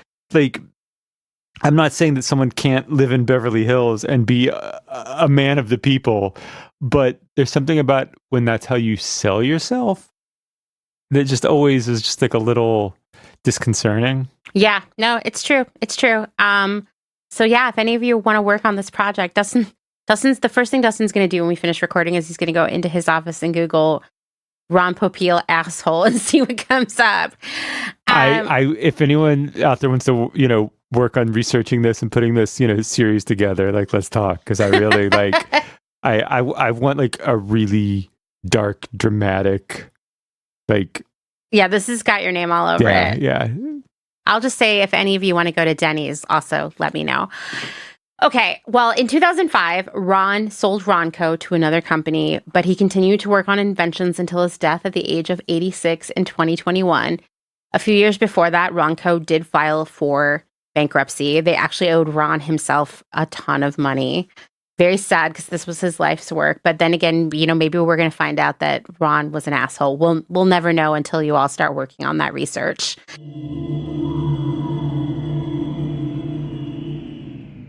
If you're enjoying this episode, then this is a great time to remind you that my work here at Clotheshorse is made possible by the support of listeners like you, just like NPR, and these great small businesses. Please go give them your support. Blank Cass, or Blanket Coats by Cass, is focused on restoring, renewing, and reviving the history held within vintage and heirloom textiles. By embodying the love, craft, and energy that is original to each vintage textile as I transfer it into a new garment, I hope we can reteach ourselves to care for and mend what we have and make it last. Blank Cass lives on Instagram at _Cass, and a website will be launched soon at blankcass.com. Located in Whistler, Canada, Velvet Underground is a velvet jungle full of vintage and secondhand clothing, plants, a vegan cafe, and lots of rad products from other small sustainable businesses. Our mission is to create a brand and community dedicated to promoting self-expression, as well as educating and inspiring a more sustainable and conscious lifestyle, both for the people and the planet. Find us on Instagram at shop_velvetunderground or online at www.shopvelvetunderground.com. St. Evens is a New York City-based vintage shop that is dedicated to bringing you those special pieces you'll reach for again and again. More than just a store, St. Evens is dedicated to sharing the stories and history behind the garments. 10% of all sales are donated to a different charitable organization each month. New vintage is released every Thursday at wearstevens.com with previews of new pieces and more, brought to you on Instagram at wear_st.evens. That's Where St. Evens. Country Feedback is a mom-and-pop record shop in Tarboro, North Carolina. They specialize in used rock, country, and soul, and offer affordable vintage clothing and housewares. Do you have used records you want to sell? Country Feedback wants to buy them. Find us on Instagram at Country Feedback Vintage and Vinyl, or head down east and visit our brick and mortar. All are welcome at this inclusive and family-friendly record shop in the country.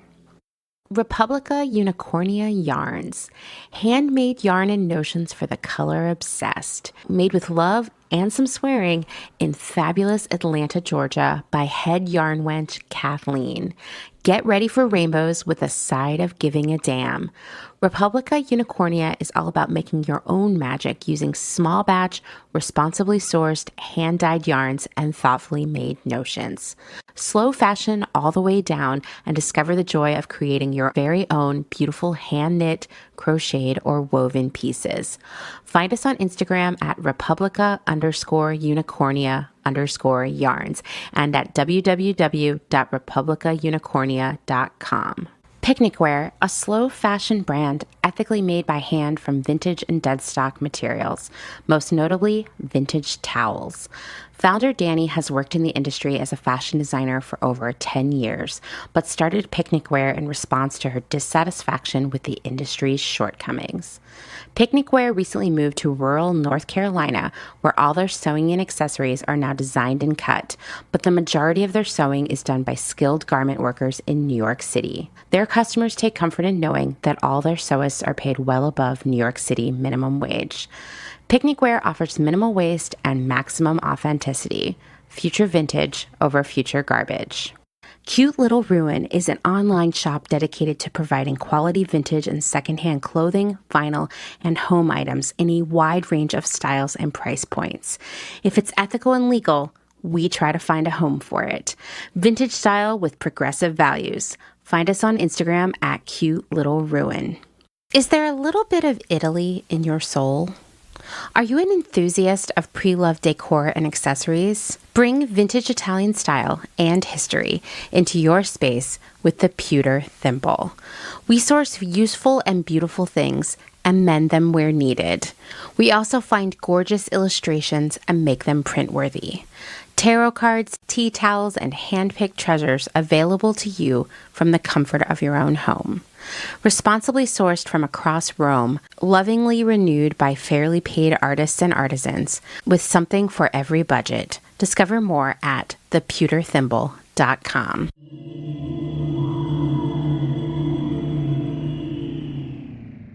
As I mentioned earlier, there are just too many big infomercials of the 90s to cover them all, but there's one that really illustrates how this industry worked in its heyday. And I'm going to also just add that a lot of the infomercials sort of happened in secrecy. Like, there's just not much out there about them, and people didn't really know a lot about them. And to me, that's not different than, you know, those of you who have learned from listening to Clotheshorse or reading my posts on Instagram that, 65% of clothes are made of polyester these days, or that people who working in the factories, work under horrible conditions and are barely, if at all, paid, and that there's forced labor in all of these industries. Because if you knew that stuff, and now you know that stuff, the spell is broken. So if you knew that infomercials were a little sketchy or weren't selling great products, or maybe just didn't have the right ethics behind the scenes, you weren't going to buy an electric food dehydrator, or you weren't going to call psychic friends, right? So they kind of had to keep this stuff on the DL. So I want to talk about Victoria Jackson's beauty breakthroughs, which to me is a really great illustration of how the industry was working. And to be honest, it's one of the few infomercials that got the kind of coverage we need because it had gone awry. And its lack of maybe ethical behavior was a little bit more apparent. So Victoria Jackson's beauty breakthroughs was an infomercial about makeup. It sold more than $150 million in cosmetics from 1990 to 1992. Let's watch a little clip from this. I don't know if you've ever seen this one, Dustin. This one, it was like iconic of this time. Yeah. Well, Lisa Hartman is going to tell you how you can order your skincare and color kits at an incredible savings, and we'll be right back. Hi, I'm Lisa Hartman. Last year, Ally McGraw and I introduced Victoria Jackson and her no makeup in video. Well, within 2 weeks, over 10,000 women per week were switching to Victoria's makeup, making her company one of the fastest growing cosmetic companies in history. Why? Because after 13 years of making up thousands of faces, Victoria knew what colors, textures, and techniques would make any woman more beautiful naturally, without looking overly made up. And she created an incredible skincare and makeup line that does just that. By pre-selecting her makeup into color-coordinated kits, she's taken all the confusion, guesswork, and frustrating mistakes out of buying makeup. Her foundation enables you to have a naturally beautiful-looking complexion without feeling or looking like you have any makeup on. Her skincare line was not only created to give your skin the long-term protection it needs, it was created to prepare your face for a perfect, natural matte finish. So your makeup goes on smoothly, and just a little bit goes a long way. To top it all off, Victoria created a video that guides you step by step through her fast and easy makeover techniques. You'll learn how to make your eyes look their absolute best. Her quick and simple techniques for dealing with every kind of problem or flaw you can think of, from circles and bags under the eyes, to lines and wrinkles, and even severe acne. Most important, she shows you how to achieve your absolute best look. Her skincare program includes Victoria's incredible dual-purpose eye makeup remover and facial cleanser, her super-fine toning mist, her non-oily light moisturizer, her eye gel repair and her firming gel mask, and her entire line is hypoallergenic. Victoria's fine line of super sheer makeup comes in 3 color-coordinated kits: peaches, pinks, and reds. Sold separately, you'd pay $39.95 for her video, $80 for her skincare line, and $162 for her cosmetics and brush kit. But through this offer, the total price is only 3 payments of $39.95. And if you order now, you'll also receive her elegant retractable brush set which includes this sleek retractable lip brush and a full-size retractable blush brush. It's a $40 value and it's yours free. Just try her cosmetics and video for 30 days. And if you don't love them as much as we do, you can return them for a full refund. Here's how to order. Okay, so I wanted to start by saying that I found this video, this clip on YouTube, and the title was Unintentional ASMR, and it really is very soothing and calm, unlike Ron Popiel and his like, oh my God, look, it slices, it dices kind of selling. I will say that, these cosmetics, definitely only for white ladies based on the colors we saw there.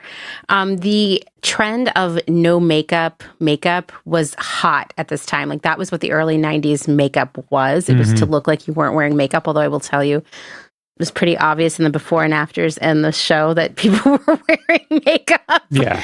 But I get it. It wasn't like showy or bright or anything like that. And it was just very calming. Yeah. You could not buy Victoria Jackson cosmetics anywhere else, and you certainly couldn't buy these things separately. So that call to action was nonsense, as they always are. But once again, we had it there, right? Like you're going to get all these great deals if you call right now, right? And you're not going to get this deal anywhere else. What's not said is you're literally not going to get this deal anywhere else because it doesn't exist anywhere else. But this was a massively successful brand.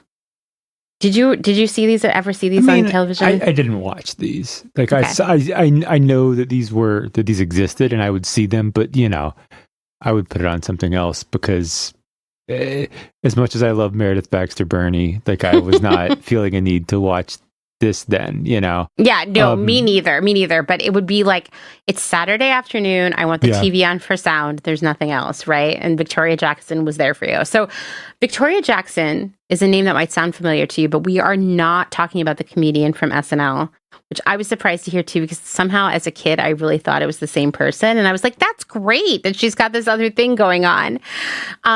So this Victoria Jackson had a really hard home life as a child. I was reading on her website. She's really been through a lot in her life. You should go check it out. As a teenager, she was sexually assaulted and stabbed by I guess, infamous serial rapist called the Pillowcase Rapist. And I actually was able to find information about this person. Fortunately, eventually that person was caught and, went to jail. But this was a very traumatic, obviously life-changing event for her. And after that attack, she never returned to her house again. And she even missed her high school graduation. In 1976, she won a scholarship to beauty school where she trained to be a makeup artist. In the 80s, she developed her trademark no makeup look. She created her own line of Victoria Jackson cosmetics in her garage. And she soon became a well-known success story, selling hundreds of millions of dollars worth of her makeup on her own infomercial. A real all-American success story, right? Except not. Or maybe it is actually ultra all-American because everything was not as it seemed and someone, namely Victoria, got scammed.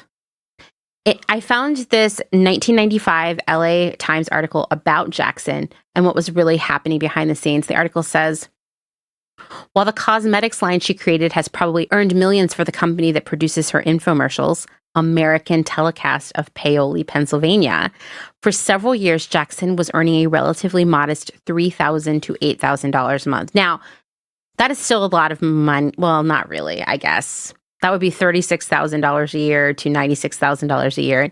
Probably not great, even in the 90s, especially when you designed, created, invented your own line of cosmetics, right?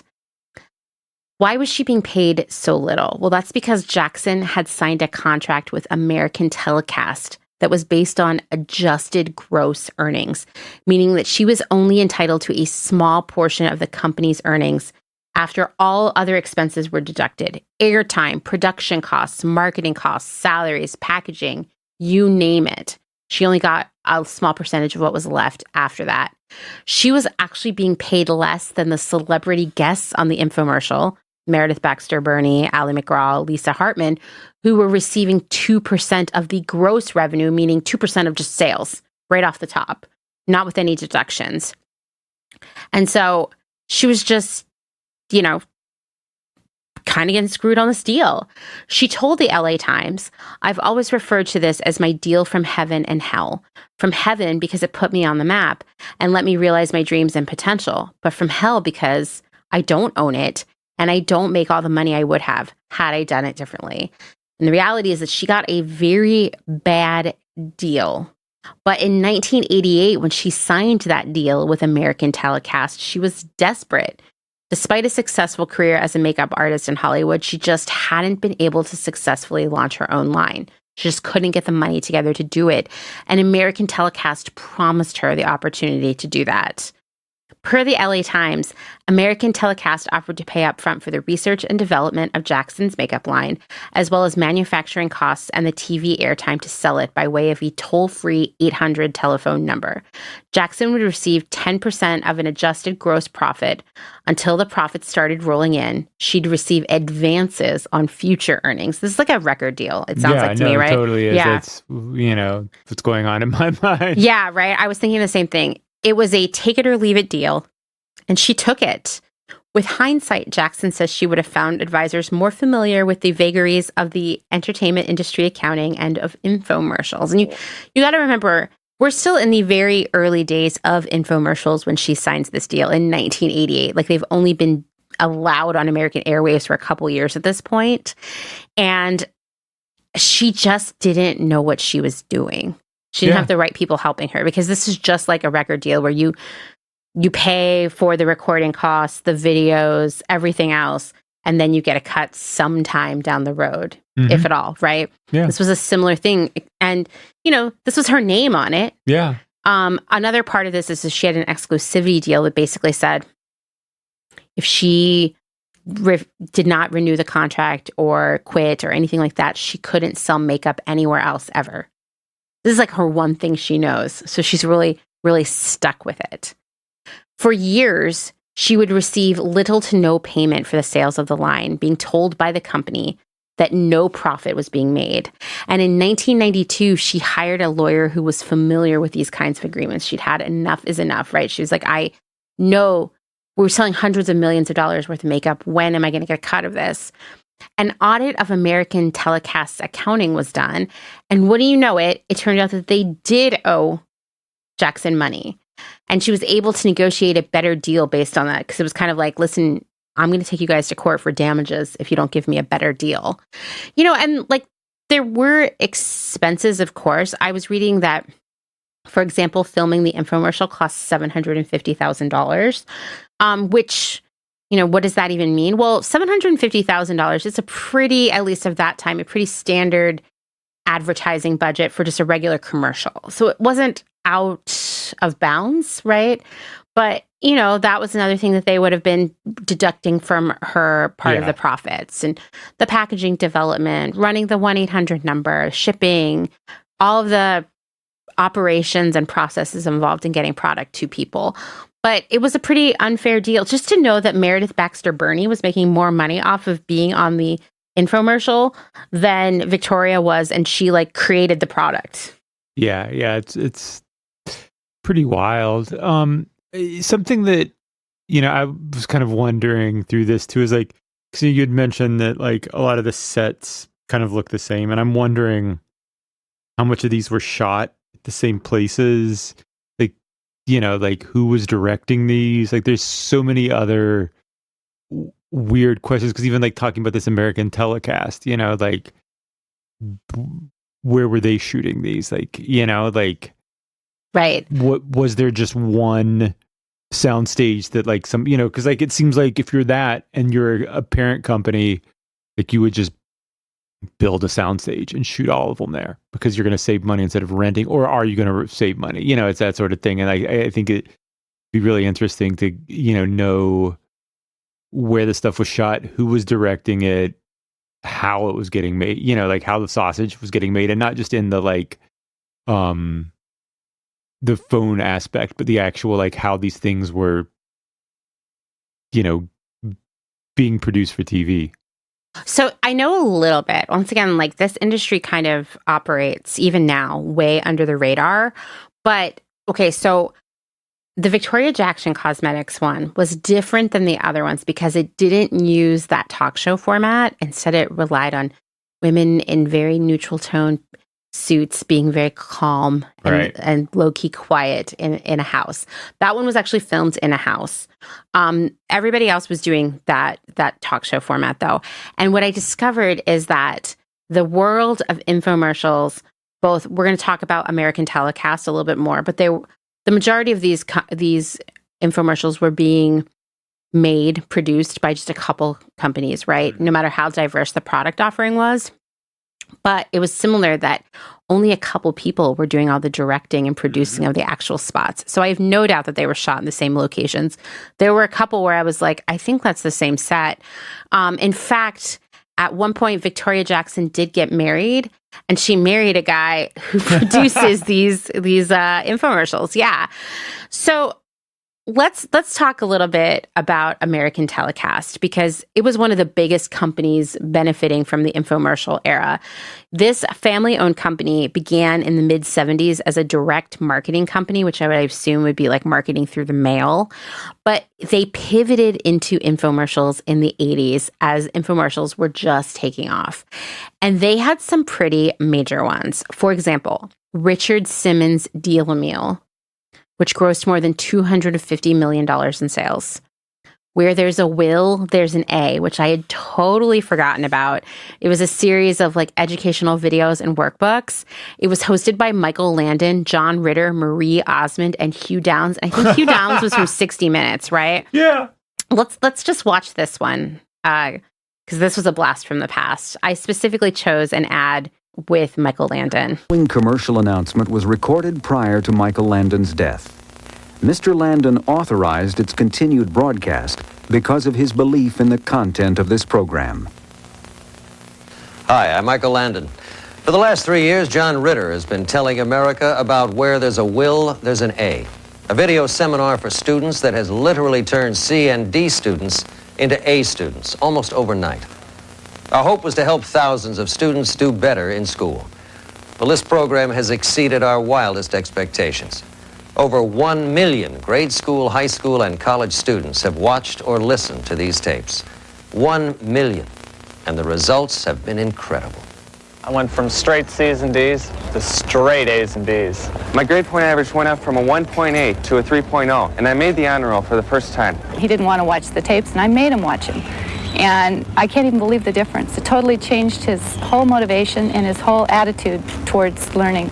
He's gone from C's and D's to A's and B's, which is way more than I ever expected. This seminar teaches students how to learn more in less time. The 1991-92 grade school, high school, and college editions are each available on 2 video cassettes or 4 audio cassettes and include the seminar manual. Look, your child's education is the most important contribution to their future you'll ever make. Don't just tell them to get better grades. Give them the tool that makes it possible. Here's how. Call 1-800-626-7700. Have your credit card available when you call. The grade school, high school, and college seminars are each available on 2 video cassettes or 4 audio cassettes. All seminars come with a full money-back guarantee. So call now, 1-800-626-7700. 1-800-626-7700. Okay, so this is another one that used the 3 easy payments offer, which I think, and this is purely me speculating based on other stuff I'd read, that we started to see a lot of this as we got deeper into the 90s because people were not in a great financial situation. And so they couldn't afford to just outright spend, what was it, 3 easy payments of $29.95 for the 3 or the VHS tapes. They couldn't just go out and spend $90 on these VHS tapes, but they were definitely pretty desperate for it. Well, it's also to make it seem cheaper at the same time. Yeah, like there's that when you flash that up there instead of flashing up the total price. You know, like you've conned them into thinking that it's way cheaper. The 2 best parts about that, though, were that the warning, not the warning, but the disclaimer. Yeah, like Michael Landon is recently dead, but don't worry. Like, he says this is still cool, bro. And there was that kid Bart Hull who looked a lot like what I would imagine a teenage Bart Simpson to be. Like, and that was pretty cool too. Yeah. It was. There was like a full 30-minute that you could watch with John Ritter, and I remember this being another one that was on like Saturday afternoons. Another American telecast hit was Jane Fonda Treadmill. They sold more than $145 million worth of those. There was a series of videos called Hidden Keys to Loving Relationships, which did $125 million in sales. This starred Connie Selica, John Tesh, Frank and Kathy Lee Gifford. I mean, and they were giving marriage advice.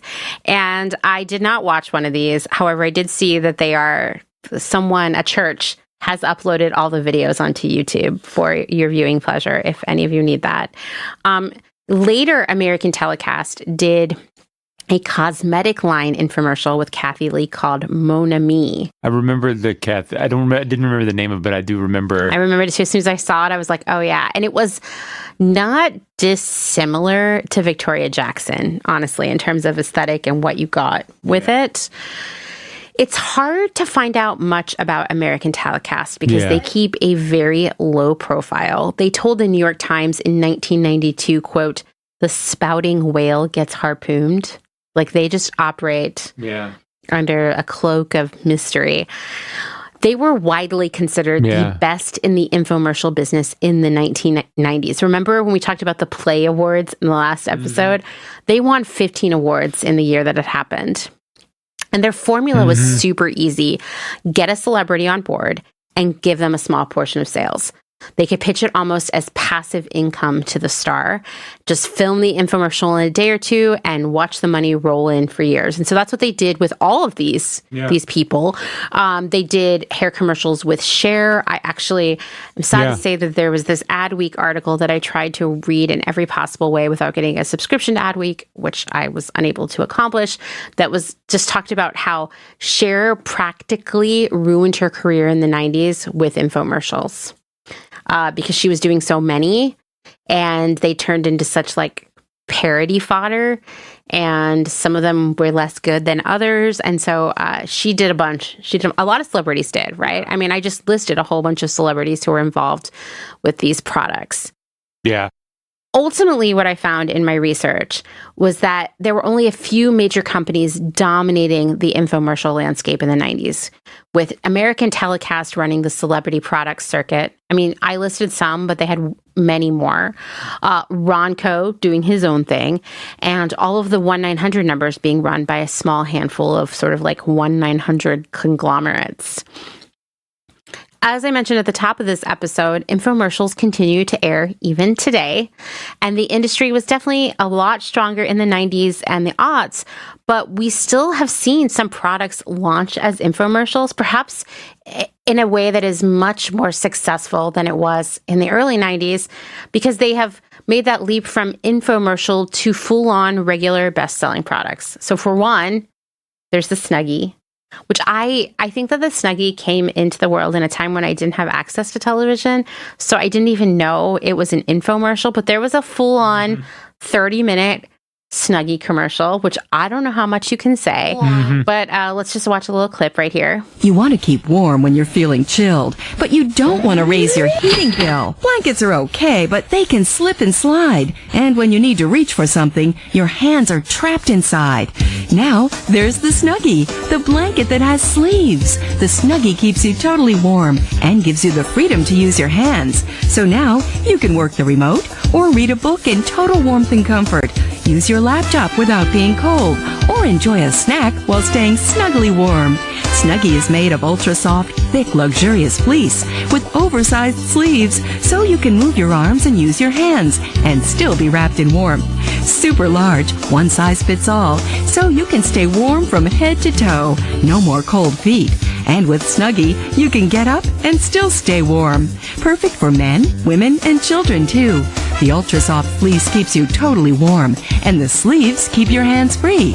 so you can snuggle your baby in your arms or keep your pet close at hand. Perfect for chilly outdoor evenings, staying cozy and warm at sporting events, and it's ideal for those drafty dorm rooms. The Snuggie is machine washable, so you'll get years of warmth and comfort. Now you can use your remote, enjoy a snack, talk on the phone, do what you need to, and stay totally warm with the Snuggie. Similar products sell for up to $60, but call now and you'll get the ultra soft, ultra warm Snuggie for only $14.95. Available in royal blue, sage green, and burgundy. As an added bonus, you'll also receive our compact press and open book light. Just press and the book light instantly opens and turns on for extra light where you need it. A $15 value free. Yes, you get the ultra soft fleece Snuggie and our press and open book light. A $75 value, both for only $14.95. To order, call 1-800-819-0658. Remember, you'll get the Ultra Soft, Ultra Warm Snuggie and the Compact Press and Open Book Light for just $14.95 plus processing and handling. Call 1-800-819-0658. Okay, so there's a lot to unpack here, but my favorite thing about this is that despite the Snuggie coming in 3 colors, they only show one and it makes everyone feel like they're in a cult. I know. And that's like Rajneesh red. Yeah. And there was a scene where there were a bunch of them in the Snuggie outside roasting marshmallows over a fire. And it was just so like we're in a really cozy cult. Well, and also when they're at the sporting event and the 3 people in the stands wearing their cult robes and everyone else is normal, it felt like a bit on like, where like some sort of wacky show where like they're the cult and they're, in the stands. Yeah. Yeah. So that one was, oh man, I could watch that commercial all day. It was really good. Well, I've seen it gazillions of times, but I have not in a long time. And it's so culty, like, which I had completely like the forgotten bell about. sleeves. It was like a flowing robe with sort of like a turtleneck. It was very culty. I've never seen anyone out in public wearing Snuggie, so the fact that the commercial included that was a little like surprising. I feel like we have in Philly, but maybe not. I mean, that wouldn't surprise me if we were going to see it anywhere. Snuggies, what a phenomenon. And they used, once again, in that infomercial, all the classic tricks, right? Oh, do you have this like really esoteric problem? Like, come on, guys, we can all cover up with a blanket. Okay, one. Like, if the problems that they were facing would just have been fixed by a larger blanket. Or putting on a sweater. Yeah. Yeah, so you've got this problem. Also, like, this would somewhere else be $60, which is just not true because you couldn't buy it anywhere else. That looked like an eBay listing with someone else already like set. It was the Snuggie. There's like a more expensive Snuggie on eBay running under a different title. Yeah, it was so weird. And then like, but not only will you get it for $14.95 if you call right now, you'll also get this book light that I love the part where they were like, ding, every time it unfolded and turned on. Anyway. Well, this also leads to like the whole like as seen on TV products section, that you see at like Walgreens or CVS or whatever, which are these products. And it's so interesting because they were only available on TV, but now you can actually buy them at the store because they became so, by being on TV, so like just a part of the landscape, Yeah.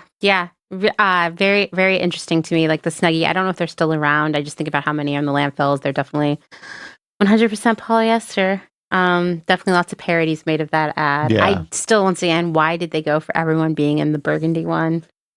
That's probably just like what they had on hand when they went. I feel like they have not done enough drugs to see that this was going to look like a cult. They're not listening to the right kind of music. Okay, next is a product that began as an infomercial that we use very frequently around here, which is OxyClean.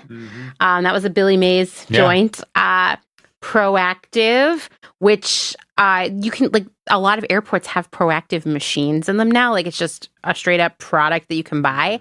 The early infomercials starred your girl Judith Light. I know you got a little crush on her.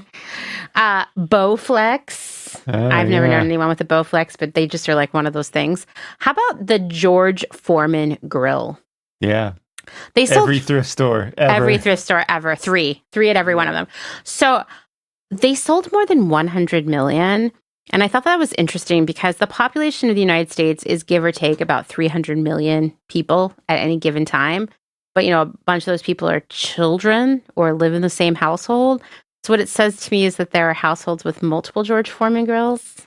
Well, that's how there's 3 in every thrift store. Yeah, exactly. Here's one of the few things. I didn't buy this from television. I bought it at Walgreens because it made the jump from infomercial to being in stores. And that was the Ped Egg. It was the little thing that you would like shave your feet. Yeah. More than $450 million in sales. Yeah. They are $10 a piece about. So that's 45 million pet eggs out there in the world. The ShamWow, which I've never owned, but I did see at my uncle's house one time. Yeah. I included the shake weight on here, although I am willing to admit that the shake weight probably didn't make its way into being like a mainstream regular product that people buy, but it really did permeate the consciousness of pop culture. Yeah. Right? The Squatty Potty, I had no idea. Yeah. I thought it was like something that came from like Goop or something. So in the As Seen on TV products too, something that we've used is that flex tape that you see where they like the water's leaking and they slap, you know. That's what we used when we were fixing the Rialto roof and the skylight. And it worked great. So there you go. Yeah. I mean, like I think that there are two camps of thought around As Seen on TV products, which by the way, like any big box store or even like a Walgreens at this point has a section for As Seen on TV. Some people are like, oh, it was on TV, it's garbage, right? And other people are like, it's on TV, it's a miracle, right? Yeah. Like, it's great. And, you know, my experience with the Pet Egg was it's fine. And that tape was incredible. Yeah, and I think that most of those, when they make it to that point, I mean, the reason why some of those products, well, some of it gets a little weird, like the Pet Egg for this, but was like that there was a way to display this product on television and show its impact. It's much like, you know, the Ronco stuff, like not wanting to go through 1 billion vegetables, you know, because that's how that's what you have to do to sell it. So for a lot of these, you know, there's a thing like, you know, the flex tape, you see the water coming out, the dude slaps tape over it and suddenly water's not coming out. Like, it's impressive. That whole show with Billy Mays and the British guy whose name I can't remember revolved around that being a big thing for any product that they wanted to work on. It was like, okay, well, you've got a good idea. This product is good, but how do you display it on TV in a way that makes people go, wow, you know, and there has to be that moment. And that's what, you know, the most successful ones of those really do. Yeah, it's true. I think it is. I mean, all of these products benefited by benefited from having all that extra time to show people what they did, right? Like George Foreman grill, you would look at that if you didn't know and be like, I don't know, can you make a sandwich on there, right? The Ped Egg is another one where you'd see it in the store and be like, I don't know what that is, and skip it. OxyClean is a great example. Like, once you've used OxyClean, you're like, holy shit, this product is incredible. But you might not be motivated to buy it until you saw on television how incredible it really was, you know, or if you had a friend who had used it. It could be like, yeah, no, it literally removes like almost every stain. So this like idea of using the television medium as a way to sell to your customer and have more time with them is not unlike going door to door as a door-to-door salesman and demonstrating your stuff. Or like, you know, where I grew up, every year at the fair, there was a whole pavilion that was just booth after booth of people showing these kinds of products, demonstrating them. Yeah. How to make smoothies and how to dry fruit and how to use this mix to make chili and on and on and on, right? So television served a great medium for that. You know, more than ever, social media has become today's infomercial, right? Absolutely. Thanks to a combination of influencer marketing and affiliate links.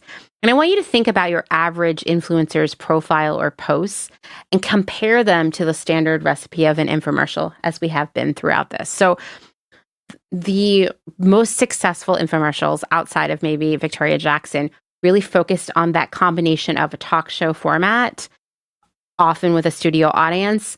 You get that with influencer posts and reviews and follower comments and feedback. Like, there's this two-way street here of communication, right? That feels like a live conversation.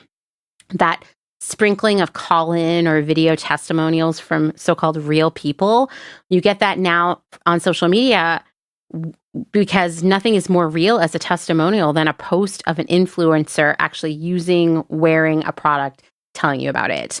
That act now, CTA of like, act now and get this special price that you'll never get again, that works now, or that functions now with influencers often offering special exclusive discount codes that you can only get from them. You need to use it soon. And that idea that the value extends beyond the actual price of the product or service, like it's somehow going to improve your health or your life. Can you really even put a price on the aspirational lifestyle of an influencer? You can't. Like that's what you're supposed to be aspiring to, and that's a value you can't put a number on, right? So that's how you get it. Well, even like the Victoria Jackson makeup stuff feels like modern internet in a lot of ways of like, here's like, like makeup tutorials and stuff, because, and to see it visually too, like, especially there being like an instructional video and stuff and all that, it really feels like that kind of like, today I'm going to show you how to do this. Oh yeah. Kind of content. It's totally like so TikTok. Yeah. Yeah. Yeah. And I think the Victoria Jackson makeup set coming with that video was very innovative because for decades, women's magazines had been trying to show their customers how to do makeup and hair. They were really limited by how they could share information in a written format, right? Well, you can't, like, techniques are hard to describe. Yeah. Especially without any formal language to it. Like, even like thinking about like a painting technique and you read about it and you read how to do it. And it's totally different than like when you just start showing like, okay, this is how you do this. And you're like, oh, okay, now I get it. When because especially if there's not like technical nomenclature around something to really describe it. And they're not going to go in like those magazines into like true technical, like beauty school nomenclature. It's not going to be that. It's going to be intended for like anyone. So yeah, no, totally. And, another way in which we see infomercials, infotainment, if you will, being presented to us now is through a lot of like affiliate linking in blogs and, reputable news outlets, if you will. I see everyone from things like Bustle and Refinery 29 to BuzzFeed to even USA Today, Forbes, etc., doing these listicles that are like, here's some shit you can buy and why you should buy it, written by a writer who is, telling you why you should buy these things. And every time one of you clicks on a link to go buy something from one of those listicles, the platform gets a cut of that sale. So it's not unlike the celebrities going on and presenting what you should buy and then getting a cut of the top line revenue. So yes, infomercials still exist. They definitely pander to an older audience based on what Dustin and I have seen, but we're all still being sold to through this like sort of infotainment of the infomercial all across social media and the internet. I mean, if anything, it's actually worse in that it's so ubiquitous and just so part of the landscape that you don't think about it the same way. It's different than like, because if you were an infomercial, you would have, especially 30 minutes I went at the beginning, like a warning saying like what you're watching. Which they were required to. Yeah. But like when you're looking at things on the internet now, you don't see it. Like it doesn't have, like every now and then an article will have a mention of that, but that's not. Well, it'll say something like, oh, this is part of an affiliate partnership or something with Amazon.com or whomever they're showing off there. But if you don't know what that means, you don't know what that means. Yeah. And I have kind of stopped using the Apple News app because half of the content it serves me every day is listicles of stuff to buy. And I can see through it very clearly. It might be like literally like you should buy these clothes or this makeup, but it could be as sneaky as like, oh, this one food or supplement, changed my life. Here's how. It could also be like, here are the best airfare deals out there right now. Once again, Apple News or whatever platform is hosting that listicle is getting a cut of a sale that you make. So I guess what I would just say, as always, is I'm not so worried about any of you watching infomercials and getting confused and ending up with a a pet egg or something. But I am concerned about people being unaware of how much advertising is being sold to them through the guise of entertainment at this point. So just be aware that it's all around us, even if, and you no longer have to stay up till 1 a.m. to see it. No, it's every day when you're scrolling through the news, it's like the 10 items, GQ wants you to buy it. Like I get like in the Apple news and stuff like that, gets so much like that, and a lot of times whenever I see things like that, even though it's in my old man yells at cloud moment, but I'll hit like the report and offensive. It's just like, because it brings me like, yeah, I get a second of joy to be like, yeah, I just really gave it to them. You really did. I did. You really did. Okay, well, that's all we have for you in this episode. Thank you so much, Dustin, for spending this time with me, even though we do live in the same house. Yeah. You could probably be like fixing a drum or something right now instead. I'm really grateful for it. Do you have any final thoughts for everyone? Yeah, just like fuck Reagan, I guess.